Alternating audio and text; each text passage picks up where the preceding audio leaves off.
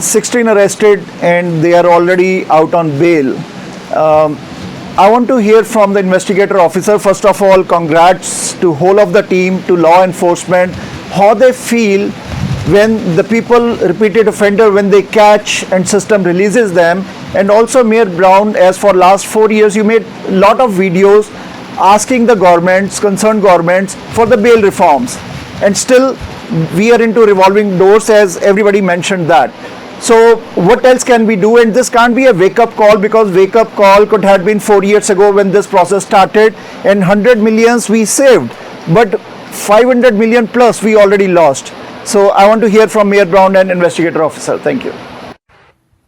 Thank you. Your question was, personal opinion on how we feel as investigators in relation to the catch and release program. I've got a dedicated group here, myself and Detective Haywood. These guys come into work every day. They're doing the investigations. It does get frustrating, but we have a job to do, and there's things that we need to do in the community and serve the community.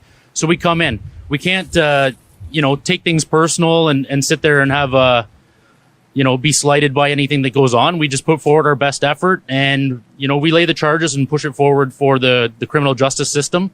I think we have the right management in place, with the mayor and the community behind us as well. I think they're doing the proper channels of advocating and being a voice for us. That's the nice thing that, we're very fortunate here to have, is management from the top down supports us and allows us and assists us in these investigations. So I would just add that there was some progress made in the sense that the advocacy that was embarked upon 4 years ago for bail reform did result in new legislation for guns and drugs. And so that came into effect January 1st. What our concerted plea now is that there needs to be additional provisions when it comes to property theft. Do you recall the recent Project 24 Carat, that famous gold heist that the police were able to dismantle? That was an example of, even though it was $20 million worth of gold, because it's property, many of the individuals were released very shortly thereafter. And so I think this speaks as a reminder that we do need to take property crime in particular, everything from gold to cars, more seriously. And I hope that when the Minister of Justice reads the reports of this incredible police work, they'll realize that this is a missing component that needs to be addressed. Anyone can answer that. When a vehicle is stolen, the insurance company, they take 14 days or 20 days, and then they pass the claim to the owner. So what happens with the recovered stolen vehicles? Because that's already a taxpayer's money is lost when the claim is given to the owner. And when police recover these stolen vehicles, so what we do with these vehicles then? So upon the recovery of vehicles, we process them. They go to our forensic bays where they go through, looking for fingerprints and DNA in that aspect. The vehicles are then returned. If there isn't a payout, it goes back to the insurance company. We do our best to be out there responding to these and recovering these vehicles. Also with, the assistance of CBSA, it's helped us in a lot of recoveries and able to, identify containers and get those vehicles back for individuals. Sorry, I would just maybe add and complement that with, it's really important to understand that the insurance companies are not being excised from this conversation. Our police service is doing everything we can to work with the stakeholders that have the ability to make change for our community. Just this past weekend, we were at the national conference for CAA insurance brokers to share what the issue is, to share what can be done and what particularly they can do to help us address the issue of auto theft. So thank you for that question, Neetan. Mayor, your reaction on this success by the Peel Police? Well, first of all, I want to thank Prime Asia for covering this auto theft crisis for the last 4 years. One of the first organizations to really take this seriously, one of the first media organizations. Listen, I'm so proud of the Peel Police. They work so hard. We have the largest commercial auto theft unit in the country. They put hundreds of hours into breaking apart this investigation. And this was a sophisticated, organized crime syndicate that was stealing cars in our community. In this case, they all got arrested. Yep. They got caught. The police did their work, and their hard work, sometimes dangerous work. They put themselves in harm's way. It paid off. 366 cars are not going to organized crime. But what I said today is it should be a wake-up call for the urgency of this. I don't want to wait on shipping containers, scanners. I don't want to wait on the police having jurisdiction. Frankly, I wish it could have been done 4 years ago. And I want to see, bail change for property crime. And so I'm proud of their work, but as you can imagine, I'm a little bit frustrated that the simple solutions that I've been pointing out and the police have been pointing out for years haven't been treated with the type of urgency that they require.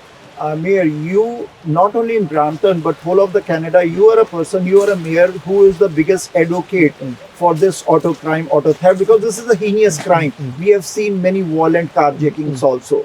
So what is the reason? Like, you made a lot of videos for last 4 years. You are asking the provincial government, for the federal government, for the bail reforms, to the justice minister. His own car was stolen.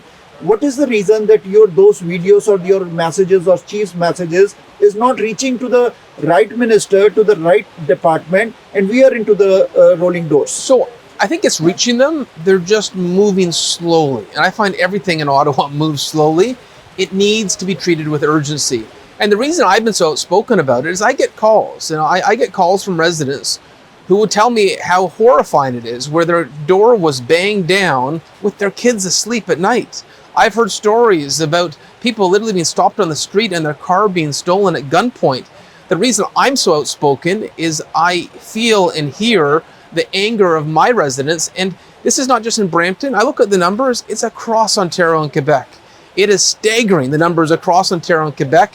It's on government to solve this. I don't want people to have to resort, to arming themselves or getting boulders in their driveways or hiring private security. That's what people are talking about, saying if the government's not going to fix this, they're not going to secure our ports and intermodal hubs, we're going to take it upon ourselves. It can't get to that in a democratic country like Canada, where the rule of law needs to be enforced. January 2024, federal counterpart said the bail reform is already in place, the new bail reform, and we'll see the effect soon. Are there enough bail reforms what implemented in January? So the bail reform is only addressing gun and drug crimes. It does nothing for property theft. And that's one of the reasons I went to Ottawa to meet with the Minister of Justice. It's why our Police Services Board wrote a letter to the Minister of Justice. What we're seeing is the same criminals, when it comes to auto thefts, are committing the same crimes again and again and again. 14 of the individuals charged in this investigation were already on release from another auto theft crime. And even more shocking is 8 of them have already been released again. Yes. When Mayor says I'm frustrated, every press release when the auto theft is there, we praise the police forces, but with the system we say we are frustrated. Our investigator officer today said that he's doing their job, catching them, but we are frustrated. How much more frustrations Canadians have to see, Mayor? Well, I'm hoping that press conferences like this, the results of this investigation, are going to help provide momentum for the government to fix this. That I hope they're listening.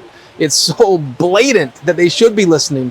But to the police, I want our residents to know that our Peel Police, you may not see it, but I see it. They're putting thousands of hours into these investigations. They are working so hard. They are going sometimes undercover, dangerous conditions, putting their lives at risk to catch these criminals.